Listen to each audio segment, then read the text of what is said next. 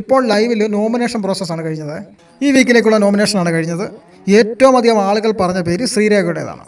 പ്രേക്ഷകർ പോലും വളരെയധികം ആഗ്രഹിച്ചിരുന്നൊരു കാര്യമാണ് ഈ ശ്രീരേഖയും ശരണ്യമൊക്കെ ഇന്ന് നോമിനേഷനിൽ വരണമെന്നുള്ളത്. ശരണ്യനെ പവർ ടീം തന്നെ നേരിട്ട് നോമിനേറ്റ് ചെയ്തിട്ടുണ്ട്. ജിൻഡോയുടെ കാര്യം പിന്നെ പറയണ്ടല്ലോ. സീസൺ ആരംഭിച്ച അന്ന് മുതൽ എല്ലാ വീക്കിലും നോമിനേഷനിൽ വരുന്ന ആളാണ് ജിൻഡോ. ഒന്നെങ്കിൽ ജാസ്മിൻ അല്ലെങ്കിൽ ഗബ്രി. ഇത്തവണ പതിവും തെറ്റിയില്ല, ജാസ്മിൻ തന്നെയാണ് ജിൻഡോയുടെ പേര് പറഞ്ഞേക്കുന്നത്.